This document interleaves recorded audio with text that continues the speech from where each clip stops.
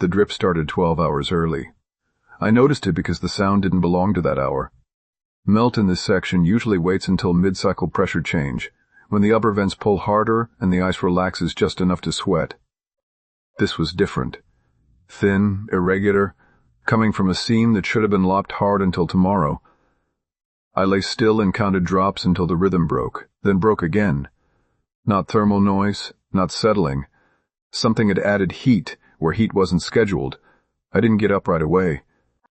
Movement is heat, and heat lies to you down here. I listened instead, letting the tunnels tell me what they were doing before I interfered. The ribs held. No new pops from the timber. Air moved clean through the vent line, cold and dry, the way it should. The drip kept going. When I stood, the floor gave me the second warning. The ice under my left boot had a shallow give to it, not enough to slip, just enough to remember weight. I scraped the surface with the edge of my shovel and exposed a depression shaped too cleanly to be chance. Boot-shaped. Not fresh enough to still be slush, not old enough to have refrozen smooth. Someone had stood here long enough for warmth to matter. Routine followed anyway. Routine always follows first, because panic ruins preservation.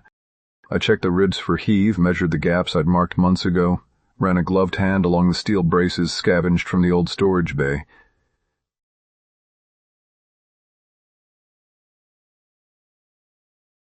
Everything stayed within tolerance. I scraped the vents until my arms burned, keeping airflow laminar so warm pockets couldn't form. I rotated supplies, checking seals, wiping condensation before it could become frost. Nothing else had changed. That was the problem. The tunnels were built to be unwelcoming. Narrow, uneven, pitched so meltwater drains fast and footing punishes hesitation. Cold stays constant because constant cold is easier to manage than fluctuation. I'd sealed the warmer access points early, collapsed one deliberately so it would look like failure instead of defense. Going back to warmth meant going back to people. And people bring variables that ice doesn't forgive. Midday, the smell came through the vent. Not strong. Just enough to register as wrong. Fuel, but not raw exhausted, filtered through distance and metal. The vent that carried it should only ever bring cold air from the windward face. I shut down my flame and waited. The smell faded, then returned thinner, like someone throttling something and backing off. I mapped it in my head. If someone was running a generator or heater on the other side of the pass, the pressure differential could pull trace fumes through fractures I don't normally think about. That would also explain the early melt. It would not explain the boot-shaped hollows unless someone had been inside long enough to warm the floor locally. Sound carries clean in ice. That's the trade. You get warning, but you also get lies. Echoes that fold back, distances that feel shorter than they are. I planned my movement and followed it exactly, sticking to the routes I'd polished smooth. Where I stepped, I erased. Where I paused, I corrected. I didn't go toward the hollows. Not yet. Disturbing evidence before you understand it costs you more than it buys. Isolation works here because instinct fails. The dead don't linger where cold steals motion and footing punishes persistence. Living people avoid places that promise numbness and no exit. From above, the pass looks buried and closed. Below, the ice dulls heat and swallows noise. As long as the vents breathe and the walls stay smooth, the tunnels remain a place no one wants to enter. But warmth changes behavior. It invites mistakes. Late afternoon, the drip stopped on its own. That's worse than it continuing. Systems that correct without intervention are responding to a change that hasn't finished expressing itself. I logged the times in my head and sealed one secondary vent to rebalance flow. The smell didn't come back. Before dark, judging by the pressure change, not light, I found a second anomaly. A timber rib had a sheen where there shouldn't be one, not melt, oil. Thin, wiped, like a hand had steadied itself there. I cleaned it and repacked the surface so it would refreeze wrong if touched again. If someone else is carving heat into the ice from another side, they'll change the tunnels whether they mean to or not. Cold forgives patience. It punishes overlap. I sat back in the main corridor and let the temperature settle, listening for anything that didn't belong to this hour. If surrendering warmth forever is protection, then the ice will keep its word. If it's a vow that's about to be tested, the tunnels will tell me before they break. Either way, I won't be surprised twice. The tunnels cooled unevenly overnight. I could feel it before I measured it. Cold pooling in the lower run while the ceiling stayed a degree warmer than it should. Ice usually equalizes clean if airflow is stable. This didn't. It felt like the system was compensating for a heat source that had shut off too fast, leaving residual gradients behind. I checked the vents in sequence, not out of urgency but to avoid creating one. The windward intake breathed steady and dry. The leeward exhaust lagged, pulling in pulses instead of a smooth draw. That happens when pressure upstream is being interrupted. Something outside the tunnel network was cycling, opening and closing space. The floor where I'd found the hollows had refrozen, but wrong. The surface looked smooth until I skimmed it with a shovel edge. The blade chattered where it should have whispered. Layered ice, flash frozen over a warm imprint. That meant contact that lasted minutes, not seconds. Enough time for heat to sink past the crust. I followed my routes and avoided theirs. If someone had entered, they would have learned quickly that sound behaves badly here. Ice tunnels turn footsteps into announcements that travel farther than you expect, then arrive late enough to confuse direction. People correct for that by slowing down. Slowing down makes heat. Mid-cycle, the fuel smell returned fainter this time, but broader, diffused across multiple vents instead of one. That told me the source had moved or multiplied. One engine venting intermittently would create a narrow plume. Several small sources, or one moving source, spread scent thin. I shut my flame down again and waded through it. Hunger is quieter than combustion. The smell faded after 20 minutes, but the pressure change lingered. I could hear it in the timber ribs. A low, stressed creak as they adjusted to differential expansion. Not dangerous yet. Informational. I inspected the explosives bay next. I keep it cold enough that nothing sweats, nothing migrates. The old charges are inert unless you work at them, but heat does strange things to seals. Everything read nominal. No condensation, no softening. That meant the heat wasn't local to my side of the tunnels. It was being introduced somewhere else and leaking across fractures. Late morning I heard a sound I didn't want to categorize too quickly. Not footsteps, not a drip. A scuff, followed by a pause long enough to feel intentional. It came from beyond the bend where the maintenance spur collapses into blue ice and poor footing. That's a place you only enter if you don't know what it does to knees and balance. I stayed still and let the ice answer it. The echo came back wrong shorter than it should have been, as if the corridor beyond had been partially opened or smoothed. That corridor had been rough last week. I'd left it that way on purpose. I marked the time and did nothing else for an hour. No movement, no correction, just listening to see if the tunnel would reassert itself. It didn't. The air stayed unsettled, the temperature gradient held, and the ice kept that faint, stressed quiet it gets before it decides whether to crack or accommodate. By afternoon, the implication had sharpened into something operational. If someone else was using heat to move through adjacent tunnels, they weren't just passing through. They were adapting the environment to tolerate them. That's expensive in cold systems. You only pay that cost if you expect to stay or return. I adjusted my routines to match that reality. Shorter movement windows. Longer stillness. I packed the areas I use most heavily with snow and water, letting them refreeze into a single hard mass that would preserve my roots and punish deviations. I dulled reflective surfaces. I dirtied ice where clean reads as traffic. The tunnels don't stay neutral once heat enters them. They remember it in layers. If someone else is rewriting those layers, I need to decide whether to let the ice harden around me and force confrontation, or start preparing paths that collapse quietly behind me if I have to withdraw deeper into the system. By the end of Part 2, the loss was implied even if I didn't speak it. The tunnels were no longer solely mine to preserve. If the warm side keeps testing, one of the sealed access points will fail earlier than planned. When that happens, cold won't repel instinct anymore. It will concentrate it. I ended the day by sealing the oldest, least stable rib section and accepting a reduction in usable space. Less room, fewer variables. If overlap is coming, I want it to happen where the ice is strongest and my roots are clean. The tunnels didn't answer that decision. They just kept breathing, unevenly, like something was waiting for the next change to make. The crack announced itself without sound. I felt it first through my boots. A brief, directionless release like pressure leaving a sealed container. The ribs didn't pop. The ice didn't shatter. Something deeper shifted and settled into a new equilibrium that hadn't existed yesterday. When I knelt and put my palm to the floor, the temperature read different by touch alone. Not warmer, more variable. Ice that's deciding what it wants to be does that. I stayed down longer than comfort allowed and listened. Airflow had changed its path. The vent line that usually pulled clean along the ceiling was bleeding into a side seam, whispering where it used to rush. That seam shouldn't have been open enough to carry sound. It meant microfractures had widened just enough to matter. Heat does that quietly.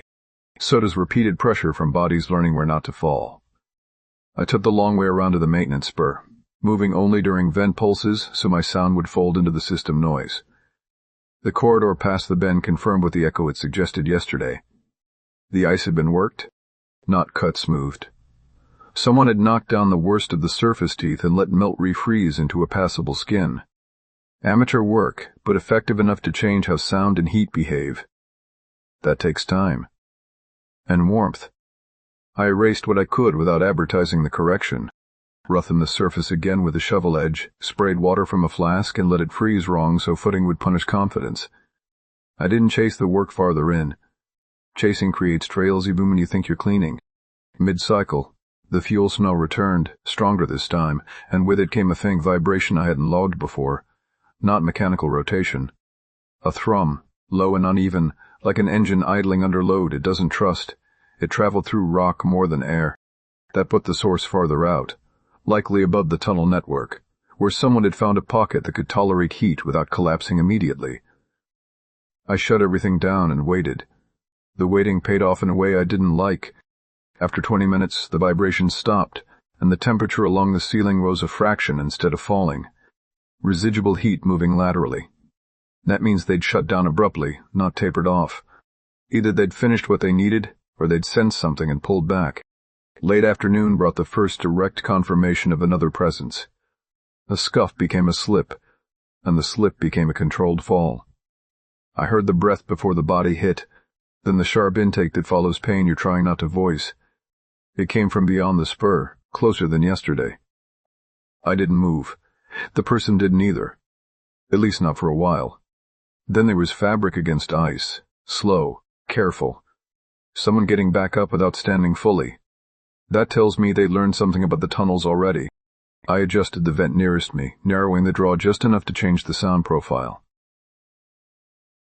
If they were listening for me the way I listen for them, the echo would arrive wrong. A lie layered over a lie. When the movement resumed, it went the other way. I logged that and started packing for contingencies I'd hoped not to need. Not leaving yet, but creating dead space. Sections of tunnel I could collapse with a single brace pull. Ribs I could sacrifice to force redirection. The ice tunnels were never meant to be permanent homes. They were meant to fail predictably under load. By the end of Part 3, the situation had shifted from anomaly to overlap. Someone else was inside the cold with me, adapting it slowly enough not to trigger catastrophic response. They weren't blundering. They were learning. Cold punishes ignorance. It rewards patience. If they're patient, this becomes a negotiation the ice will referee. Warmth isn't the only thing people bring. They bring pressure, repetition, and the willingness to let systems change around them. The ice doesn't care who's right. It only cares how much you ask it to tolerate. I lost time sometime after the fall. Not in a dramatic way. No blackout. No gap I could point to. Just a stretch where the sequence of checks didn't line up with the way the air felt when I finished them. My hands were colder than they should have been for how little I'd moved. The vent cycle was ahead of where I thought it was. That kind of drift happens when you start timing yourself against systems that are no longer stable. I corrected for it by writing the order down in my head and repeating it until the rhythm settled. Cold doesn't care about confidence. It cares about consistency.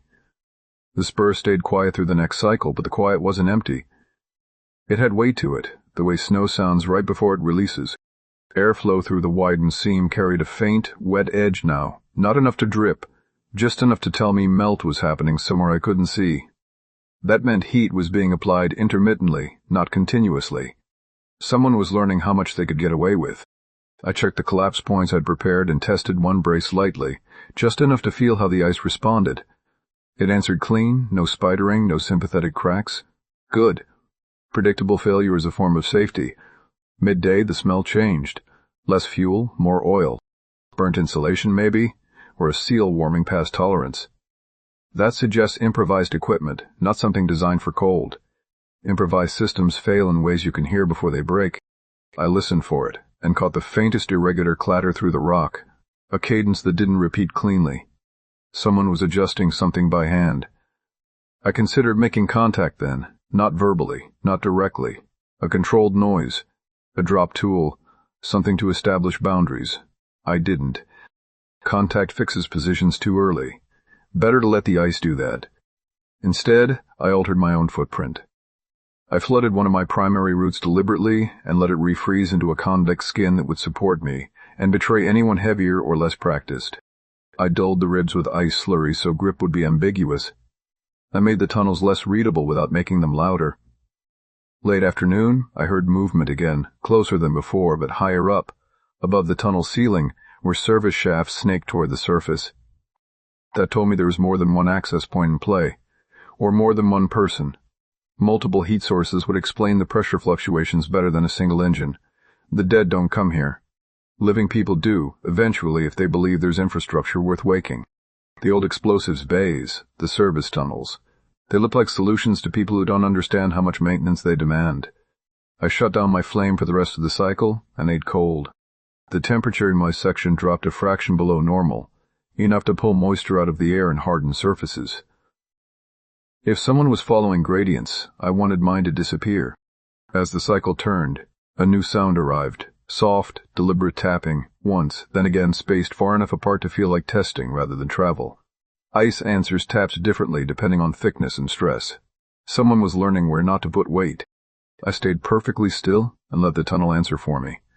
The echo came back layered and wrong, bounced through the dead space I created earlier. If they were listening, the tunnel lied convincingly. By the end of Part 4, the situation had stopped being about whether someone else was here. That was settled. The question now was intent. Were they probing for resources, mapping for a return, or trying to make the cold livable enough to stay? I can coexist with passage. I can even coexist with ignorance. I can coexist with someone trying to domesticate the ice. Before rest, I made one last adjustment.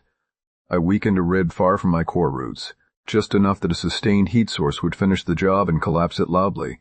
Not a trap. A warning that the tunnels enforce limits whether I do or not. Cold preserves. It also records. Tomorrow, I'll know whether the record is being read or overwritten. The rib failed on its own schedule, not mine. I knew it when the air changed first. A sudden tightening that pulled cold harder through the vents and stripped moisture out of my breath.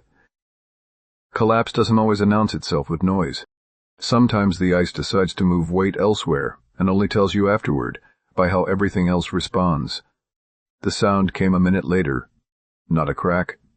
Those are sharp and final, but a long, grinding release as timber lost purchase and ice flowed into the space it had been holding back. The echo rolled through the tunnels and came back layered, as if the corridor had gained depth where none existed before. That meant a void had opened, not just fallen in on itself. I stayed still and listened for the secondary noises that follow a collapse when someone is nearby. Shouts. Scrambling. Breath that doesn't know whether to hide or run. None came. Either no one was close enough to be caught, or whoever was there had already learned to give the ice room when it starts to speak. The temperature dropped another fraction after that. Fresh ice always pulls heat hard while it sets. Good for preservation. Bad for anyone relying on warmth to move. Mid-cycle, the fuel smell disappeared entirely, not thinned, not redirected. Gone. Pressure equalized in a way I hadn't felt since before the first anomaly. That suggests one of two things. The heat source had been shut down for good, or it had been cut off by the collapse I prepared. If they were using that rib section as part of their route, or as a buffer for heat, the ice had just rewritten their plan. I didn't celebrate. Systems rarely end cleanly. I took advantage of the reset to move for the first time in hours, checking the collapse from my side without approaching it directly. The ice had sealed the corridor the way it's supposed to when it decides. The space is no longer viable. Smooth, convex, already hardening. No new cracks radiating out. No sympathetic stress in adjacent ribs. Predictable failure. Exactly what the tunnels were built for. That collapse cost me space. One of my deeper fallback routes was gone now, entombed in blue ice that would take days of heat to reopen. I accepted the loss. Fewer routes mean fewer decisions. Fewer decisions mean less noise. Late afternoon, I heard movement again, but this time it wasn't inside the tunnel network. It came from above, filtered through rock and ice, irregular and light. Footsteps on snow, careful and spread out. More than one set. They weren't rushing. They were repositioning. If the collapse had cut them off from a warm approach, they were adapting by moving higher, where cold makes everyone equal. I shut down everything that could add heat and let my section sink further below baseline. The tunnels rewarded that choice by quieting. The stressed whisper in the widened seams softened. The ceiling stopped sweating entirely. Cold reasserted itself as the dominant condition. As the cycle turned, I heard something that felt like a decision being made elsewhere. Metal striking metal once, cleanly, not a slip, a tool being stowed. After that, the footsteps moved away from the service shafts and didn't return. By the end of Part 5, the situation had shifted again, not toward safety, but toward definition. Whoever else was here had lost an option. Either they'd retreat and abandon the tunnels as too expensive to keep warm, or they'd come back with more resources and accept the cost. Both outcomes have timelines. Retreat is quick. Escalation takes planning. I spent the last part of the cycle strengthening what remained and letting what didn't matter fail quietly. The ice doesn't need me to defend it. It only needs me not to interfere with how it enforces limits. If they return tomorrow with more heat, the tunnels will answer louder than I ever could. If they don't, the cold will erase their questions layer by layer. Either way, overlap is no longer hypothetical. It's been tested, corrected, and recorded in ice. They didn't retreat. The first sign was absence. No footsteps above, no probing taps, no smell. The tunnels held a clean, cold quiet through an entire cycle. The kind that only happens when pressure has been removed deliberately, not when interest fades on its own. People who give up, leave residue. People who plan leave gaps. I use the gap. I move deeper into the cold spine where the tunnel narrows and the ice turns old and blue, dense enough to ring when struck. This section predates most of the maintenance work, cut straight through rock and glacier when the pass was first forced open. It's harder to live here. Air moves slower. Cold settles deeper. But it's stable in a way the newer corridors aren't. Heat has a harder time changing its mind. I check the ribs by touch and sound, tapping with a wooden haft instead of metal. The response came back uniform. No hollows. No sympathetic vibration. That told me the collapse hadn't propagated farther than intended. The tunnels were still choosing predictability. Mid-cycle, the pressure shifted again, but differently than before. Instead of pulses, the draw smoothed out, long and even, like a door had been opened somewhere far away and left that way. That's not engine behavior. That's excavation. Someone opening space instead of warming it. I listened for tools and caught them late, filtered through rock and distance. Chipping, not drilling. Steel on ice, slow and methodical. They weren't trying to bring warmth in anymore. They were trying to change geometry. That's worse. Cold can defeat heat by patience. Geometry is permanent once it's wrong. I altered my response accordingly. I stopped preserving surfaces and started aging them. I scored ice along stress lines that already existed, encouraging future fractures where I could predict them. I wetted seams and let them refreeze brittle instead of smooth. Anyone cutting through would read false strength until it failed under load. Late afternoon, the smell returned, but faint and clean, fuel vapor without exhaust, stored fuel, not running. That suggests preparation, not movement. Someone caching resources on the warm side of the pass, planning to stay long enough that infrastructure matters again. I shut my flame down for the rest of the cycle, and accepted the cold fully. My breath crystallized at the edges of my mask. Fingers stiffened faster than usual. That's the cost of making myself indistinguishable from the environment. The tunnels rewarded it by quieting further. Near the end of the cycle, I heard a sound that forced a decision. A voice. Not close, not loud. Just a human throat clearing somewhere above and to the side, followed by the scrape of fabric being adjusted. No words. No call. Just presence, unhidden. That wasn't a mistake. That was someone signaling they knew the tunnels were occupied, even if they didn't know by whom. I didn't answer. Answering fixes you in place. Silence forces imagination to do the work, and imagination inflates cost. I prepared the final contingency instead. Not collapse, too obvious now, but inversion. I rerouted airflow subtly so cold pooled where warmth would be most tempting, and vents pulled hardest where any heat source would betray itself fastest. I set the tunnels up to punish escalation instead of entry. By the end of Part 6, the problem had clarified. This wasn't about scavenging or accidental overlap anymore. Someone was attempting to claim the pass indirectly by reshaping the ice to tolerate human systems again. That makes the tunnels a border, not a refuge. Borders don't stay neutral. They either harden or move.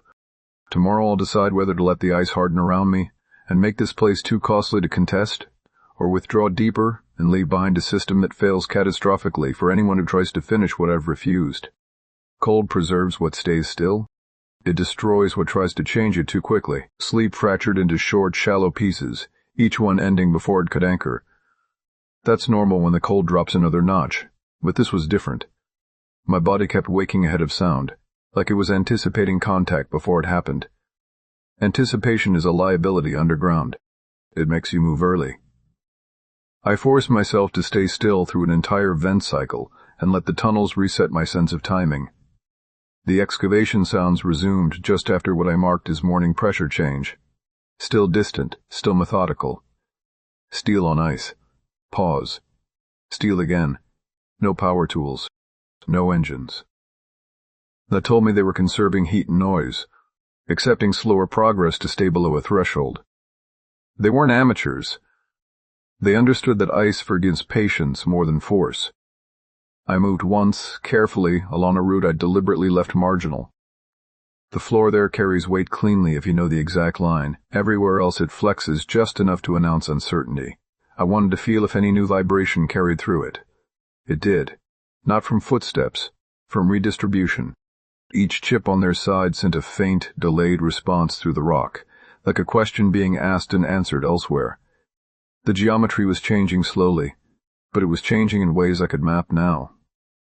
They were widening a section that would eventually bypass the collapse I'd triggered earlier, not reopening it, routing around it. That's commitment. I logged the angles in my head and realized something that tightened my chest more than the cold. If they completed that cut, the airflow patterns would flip. My cold spine would become a gradient instead of a sink. The tunnels wouldn't just tolerate heat, they'd start to invite it. I don't negotiate with systems once they cross that line.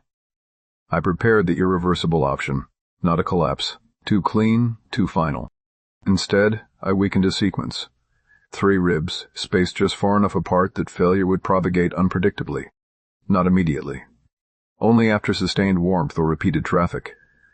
The kind of failure that punishes occupancy rather than entry.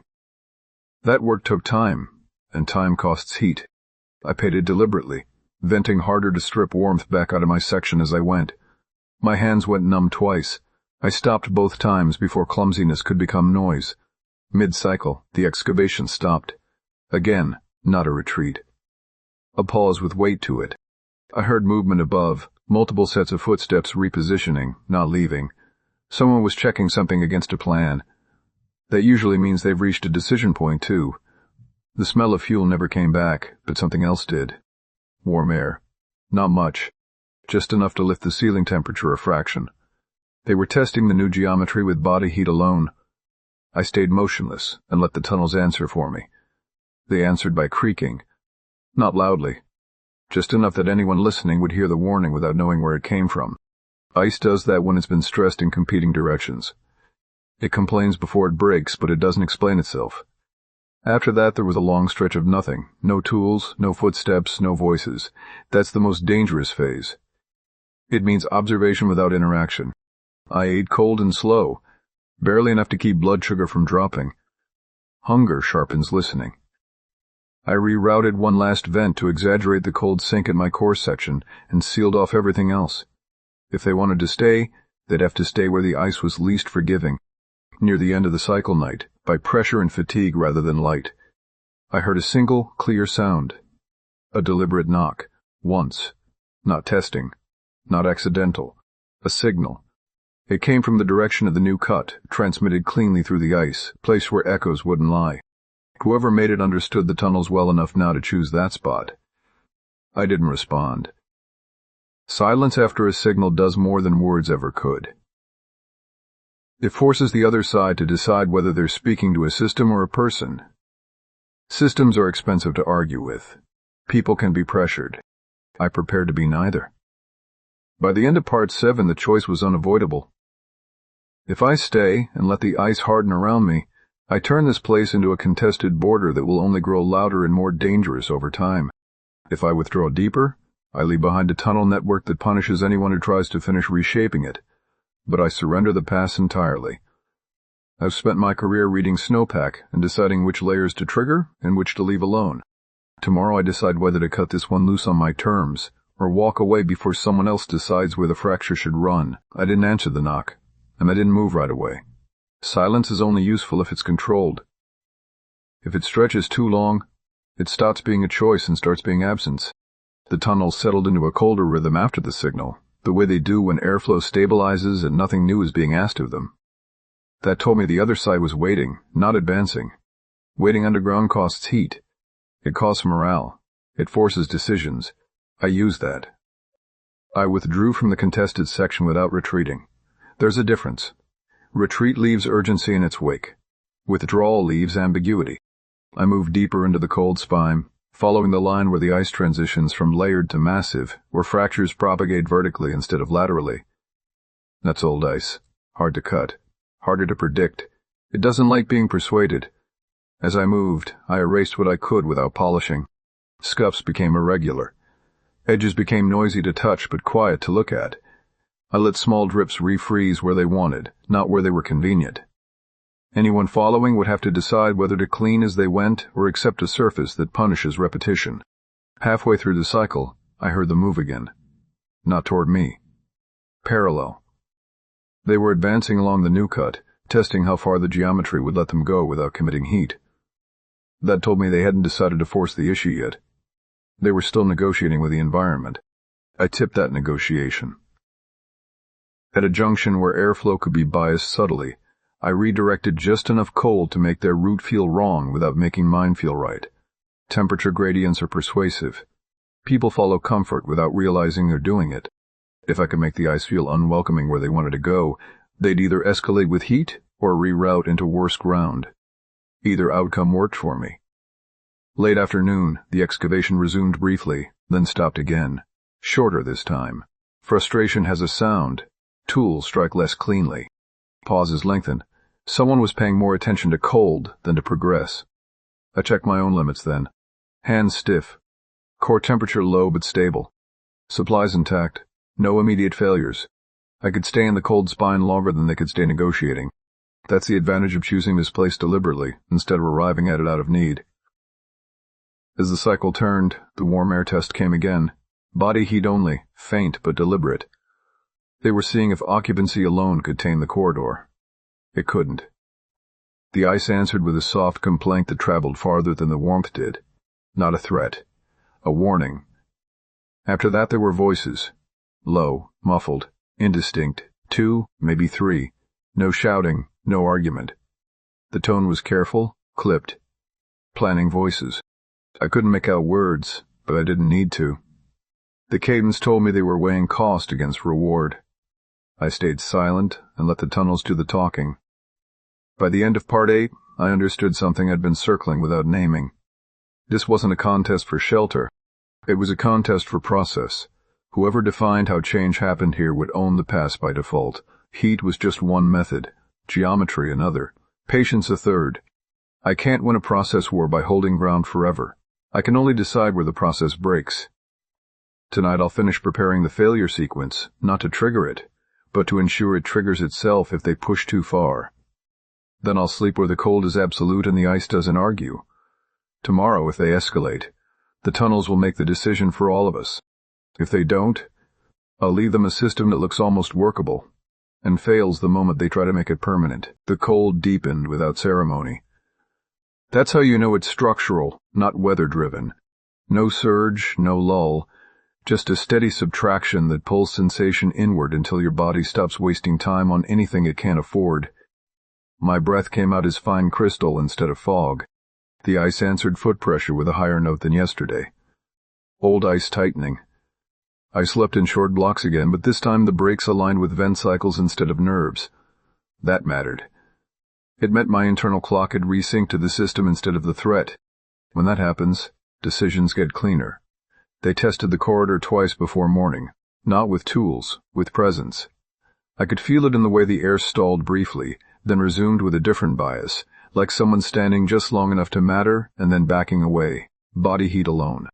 No flame, no engine. They were seeing if patience could buy what heat could not. It couldn't. The ice responded the same way both times, a low, spreading stress murmur that traveled farther than their warmth. The sound wasn't loud, but it was unmistakable to anyone paying attention. This place does not tolerate lingering without payment. Mid-cycle, I completed the last part of the failure sequence. I didn't weaken the ribs directly. That's obvious. Instead, I altered how melt would behave if warmth returned. Redirected microchannels so water would migrate into load-bearing seams instead of draining clean. Invisible now. Catastrophic later. The kind of change that doesn't trigger until someone tries to live normally. That cost me heat and dexterity. I stopped twice to press my hands into my armpits and wait for feeling to come back. Waiting is safer than rushing when you're numb. Rushing creates mistakes that ice never forgives. Late morning brought the first clear human signal since the knock. A voice again, closer than before, speaking a few words this time. I couldn't make them out, but the tone wasn't aggressive. It was explanatory. Someone briefing, someone else. That suggested more people had arrived, or at least that authority had consolidated. Consolidation leads to action. I withdrew another layer deeper, not because I was afraid, but because proximity sharpens options in ways that make you think you have more control than you do. Distance keeps the environment in charge. The tunnels grew quieter after that. No tools, no tests. Just the background creak of ice under competing stresses. They were deciding. By afternoon, I smelled fuel again, but only briefly, and only once. A single, aborted attempt. Someone had tried to bring warmth back online and stopped almost immediately. Either equipment failed, or someone smarter told them to cut it. That was the clearest data point yet. They wanted the pass. They didn't want to pay the cost the ice was asking. As the cycle turned, I prepared to leave without signaling that I was doing so. Withdrawal works best when it looks like the system has gone inert on its own. I packed only what wouldn't sweat or rattle. I erased my last active route and let the cold seal it behind me. I did not collapse anything else. Letting systems fail naturally leaves fewer questions. Before moving, I paused and listened one last time toward the contested corridor. Nothing. No breath, no fabric, no footfalls. They hadn't committed. They hadn't retreated either. They were holding, hoping the ice would soften if they waited long enough. The ice remembers patience as pressure. By the end of Part 9, the path forward was no longer about defense. It was about timing. If I left now, the tunnels would look viable just long enough to invite someone to try. If I stayed longer, I'd anchor myself to a failure I didn't need to witness. Tomorrow I'll move while the system still looks undecided. If they return later and try to finish reshaping it, the tunnels will teach them what I already know. Cold can be negotiated with, but only if you never ask it to change who it is. TI moved during the quietest hour of the cycle, when the vents balanced just long enough that airflow stopped advertising direction. That window doesn't last. It's the moment between systems arguing and systems agreeing, and it's the only time the ice feels indifferent. I didn't take the route I'd been preserving. I took the one I'd been letting decay.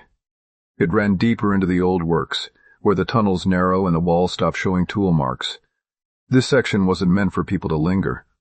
It exists to move water and pressure, not bodies. Footing is uneven by design. The floor pitch so melt never settles. Sound dies quickly here, but balance doesn't forgive. I moved slow and accepted the cost. Cold took fingers again. Knees complained. I let both happen. Fighting the cold makes noise. Working with it makes time. Behind me, I left nothing dramatic. No collapse, no warning. Just a system that would look marginally workable for a while and then fail expensively if someone tried to live in it.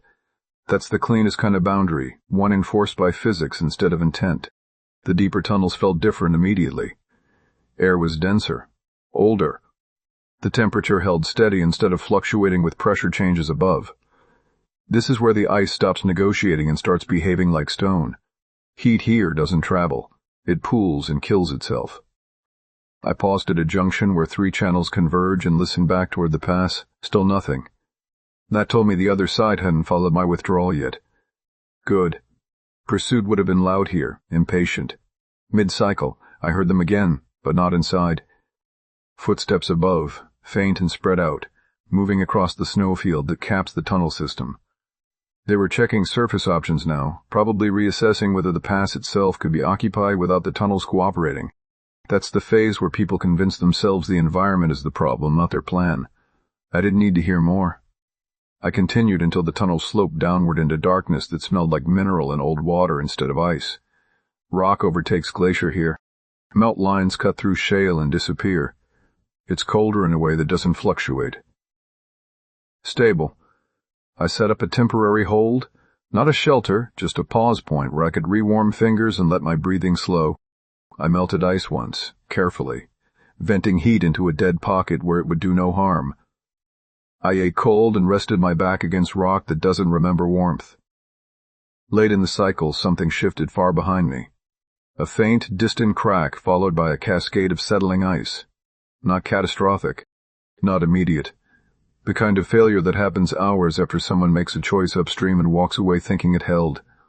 They'd tried something. I didn't need to know what.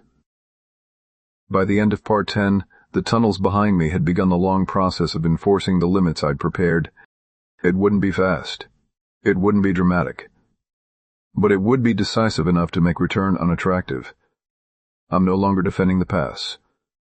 I'm letting the ice finish the argument on its own timetable. Tomorrow, I'll decide whether to keep moving deeper into rock, where even the memory of warmth fades, or surface far from the pass, and leave the mountain to settle back into the shape it prefers when people stop insisting and make room for them. Rock changes the rules. Ice remembers everything. Every touch, every breath, every mistake layered and preserved. Rock forgets. It absorbs heat without recording it, carries sound without shaping it into messages. Down here, the tunnels stopped reacting to me. That absence of response was almost unsettling after days of negotiation with cold. I stayed where rock and ice overlap, letting my body recalibrate to a system that doesn't care whether I'm patient or reckless, only whether I'm heavy or light. Airflow was minimal. That meant no lies, but also no forgiveness if I made noise. I moved only when I needed to, testing each placement like it might be the last one I get right. Behind me, the ice continued its work. The sounds came hours apart, distant, dull compressions that traveled through stone as pressure waves rather than echoes. That told me the failure sequence was propagating exactly as intended, not collapsing passages outright, but forcing constant correction. Anyone still trying to use those tunnels would be burning energy just to stand still. That's how environments win. Mid-cycle, I heard something I hadn't expected. Water, not a rush, not a drip.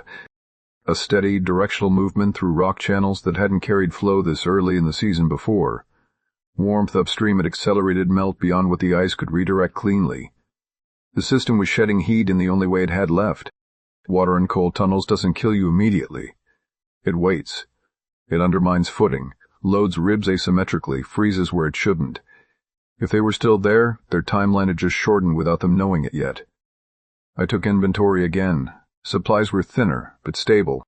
My hands had regained enough feeling to work without clumsiness. The legs still held, stiff but functional. No acute failures. That's all I ask of my body now. Late afternoon, voices reached me faintly through rock and ice, shouted this time, uncontrolled. Not panic yet, but raised enough to suggest surprise. Someone had lost footing, or progress, or confidence. The sound cut off abruptly, followed by a long stretch of nothing. I didn't wait for resolution. Waiting anchors you to outcomes you can't control. I moved deeper until the ice thinned to isolated veins along the walls and the tunnel widened into an old drainage adit carved entirely from stone. No timber ribs, no steel, just rough-cut rock and gravity doing the rest. This place doesn't pretend to be hospitable. That's why it lasts. I rested there longer than I had anywhere else since the first anomaly. No listening for footsteps, no mapping pressure changes. Just the slow return of baseline breathing, hunger, fatigue, all lining up again instead of competing. The pass above me is no longer my concern. If someone forces the ice hard enough, it will answer violently. If they retreat, the tunnels will erase their questions layer by layer until it looks like no one was ever there. Either outcome closes the loop I started when I chose cold over people. Tomorrow I'll decide how much farther I go. The mountain doesn't care whether I stay beneath it or leave its shadow entirely. That indifference is a kind of freedom I haven't felt since before the roads went quiet. One more cycle, and this record will be done. This is the final part of the record. I woke to silence that didn't feel temporary. No creaks from stressed ice, no distant compressions, no water shifting where it shouldn't, just rock holding its shape and cold sitting where it belongs. When systems go quiet like that after sustained change, it means one of two things. Equilibrium has been restored, or everything that was going to fail has already done so. Either way, the argument was over. I waited through an entire cycle without moving, letting my body confirm what the tunnels already knew. Air stayed flat. Temperature stayed constant. The adit didn't answer my presence at all. That's what stone does when it has nothing left to negotiate. Sometime later morning by fatigue, not light, I heard sound from above for the last time. Distant, disorganized, human voices stretched thin by rock and depth, carrying frustration more than urgency. Then a sharp, concussive crack echoed once and was swallowed immediately. Not an explosion. Ice shearing under uneven load. After that, nothing. No follow-up noise. No tools. No footsteps repositioning. The mountain absorbed the rest. I didn't feel relief. Relief is for endings that arrive clean. This was resolution, the way snowpack resolves after a release. Sudden, irreversible, and uninterested in witnesses. Whatever they'd been trying to make of the past, the ice had rejected it on its own terms. I stayed another full cycle to be certain. Hunger crept in. Thirst followed. Both were manageable. The important thing was that no new gradients formed, no pressure shifts, no warmth trying to find a way back in. The tunnels behind me would be hostile now. Not impassable, but expensive in ways that compound. Anyone attempting to reopen them would have to fight water, ice, and geometry all at once, without knowing which correction triggered which failure. That kind of work doesn't attract persistence. I gathered what I needed and left everything else exactly where it lay. No markers, no notes, no final adjustments. Rock doesn't need closure. I took the old drainage route that trends away from the pass entirely, following gravity instead of fighting it. It will surface far downslope, nowhere useful, nowhere obvious. That suits me. As I moved, I thought about the vow I'd made early on, that surrendering warmth would keep me separate from people. That was only half true. What actually kept me separate was refusing to let a system be shaped around my comfort. Warmth was just the most obvious temptation. The tunnels taught me the same lesson snowpack always does. Stability isn't about holding layers in place forever. It's about knowing when to let one go before it takes everything with it. I didn't save the pass. I didn't defend it. I let it choose. If someone comes back months from now, they'll find collapsed ribs, strange refrozen seams, and roots that almost work until they don't. They'll argue about whether it was sabotage or neglect or just bad luck. The mountain won't answer them. That's enough. This record ends here because the process is complete. The cold has reasserted itself.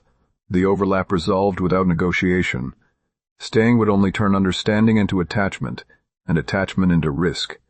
I'll live where systems don't remember me long enough to expect consistency. I'll move when conditions shift and stop before routines form. I won't try to make cold kind or stone accommodating. Preservation isn't about freezing yourself in place. It's about knowing which layers to leave behind so the rest of you can move on.